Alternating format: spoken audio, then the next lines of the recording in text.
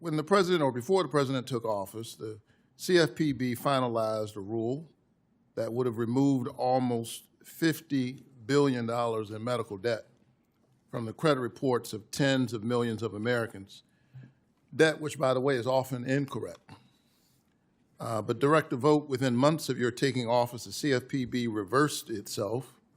It joined with the very same debt collectors who were set to profit off medical debt to overturn this rule. How did your decision in any way help those tens of millions of Americans, some of whom are watching today, being crushed by nearly $50 billion in medical debt? How was this helpful for them? Senator, the statute specifically ensures that credit reporting agencies can take into account medical debt. So until you change that statute, we don't have the ability to just regulate however we want to. Well, you could have tried to narrow the rule, right? No, we really could not have. You could have tried to fight it in court. No, our oath is to the statutes that you have passed to faithfully execute those laws. You were not able to fight it in court. What we could just win in court about. That's not something you could have fought in court. Not if we have a fundamental disagreement about what the statute requires. You and I can agree to disagree. I think you chose not to fight it in court, and you joined forces with those debt collectors. A year ago, I, along with nearly 30 of my colleagues, demanded answers from you about this decision, and I request unanimous consent to enter our letter into the record. You never responded. Do you ever respond? Do you ever plan to respond to my letter? Much of the correspondence that we've gotten has to do with litigation that we're a part of. And so we can't speak and respond to letters of which we're going to have to provide answers in court, and that is a reality that we face. But we do intend to have a very open relationship with Congress, and I'm happy to correspond with you on a regular basis. Do you ever plan to respond to our letter? I'm leaving the post on August 1st, so there's a lot of things that hopefully Brian Johnson will be doing, and one of those is those types of correspondence. But here's the development that makes this exchange even more significant. Just 1 week after this hearing, on July 23, 2026, President Trump's nominee to permanently lead the CFPB, Brian Johnson, appeared before the same Senate Banking Committee for his confirmation hearing. During that hearing, senators questioned him about many of the same issues raised here, including the agency's reduced enforcement activity, its handling of consumer protection cases, and the direction Russell Vought had taken the Bureau. Johnson pledged to keep an open mind about the agency's future, but stopped short of embracing many of Vaught's most controversial decisions, signaling that the debate over the CFPB's role was far from over. With that context in mind, listen carefully to what Senator Warnock says next about the real-world impact of these policy changes. You're leaving on August 1st. You've done quite a bit of damage in a few months. We had a simple ask: show your work. Publicly disclose the data and the analysis to justify the CFPB's position that the medical debt rule was unnecessary or unlawful. Since you didn't respond, I'll ask you now, how many Americans were projected to have their medical debt wiped from their credit scores by the CFPB's medical debt rule, which you overturned? I don't know, but the rule was unlawful. The answer is 15 million. Medical debt can ruin credit scores, which can make it impossible for folks to ever buy a home. Do you know how many more mortgages consumers would have been able to afford each year if you hadn't overturned the rule? I don't have that off the top of my head. So the answer is 22,000. So 22,000 mortgages that consumers would have been able to afford, 15 million Americans who were set to have their medical debt wiped from their credit scores. I've seen this up close in the state of Georgia, and the impact, the real human costs behind the very cold and clinical language about statutory authority, which I think you do have, questions that you could have raised.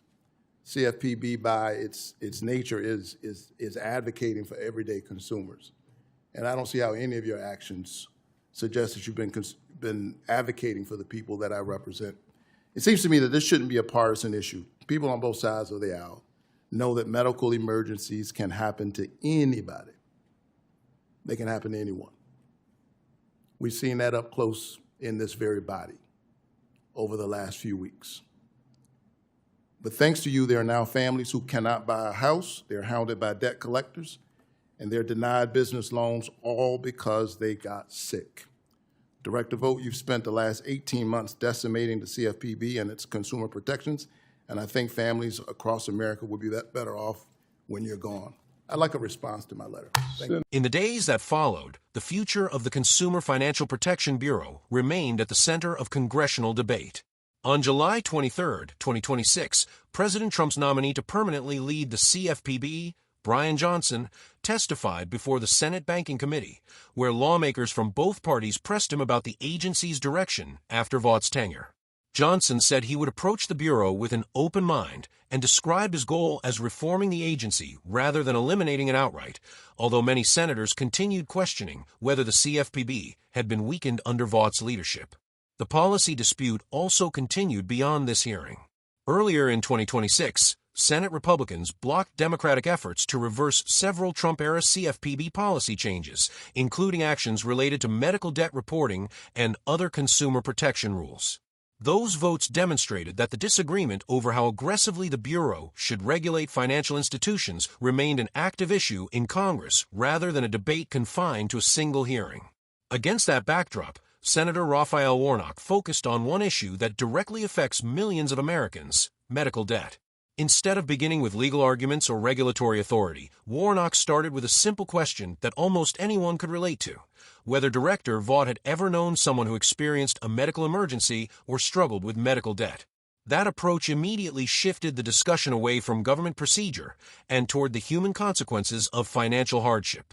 Warnock then challenged Vought over the CFPB's decision to abandon a rule that, according to the previous Bureau's estimates, would have removed medical debt from the credit reports of millions of Americans. He argued that reversing the policy protected debt collectors rather than consumers, and repeatedly questioned why the agency chose not to continue defending the rule in court. Vought defended the decision from a legal perspective rather than a policy one.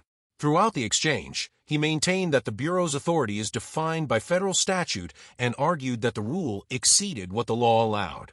His position was that the CFPB could not continue defending a regulation if agency leadership believed it conflicted with the governing statute. That disagreement highlighted the central divide in the hearing. Senator Warnock viewed the issue primarily through the lens of consumer impact, emphasizing families facing damaged credit scores, reduced access to mortgages, and financial hardship after unexpected illnesses. Director Vought, by contrast, framed the issue as one of statutory authority, arguing that the Bureau must follow the law as it interprets it, even if that means reversing policies adopted by previous leadership. Another notable moment came when Warnock criticized Vought for failing to respond to congressional oversight letters. Vought replied that ongoing litigation limited what the agency could discuss publicly and noted that his tenure would end on August 1, 2026, with Brian Johnson expected to assume responsibility for future correspondence if confirmed. That exchange reflected a broader tension between Congress's oversight role and executive agencies navigating active court cases. Beyond the specific dispute over medical debt, this hearing illustrated two fundamentally different philosophies about consumer protection.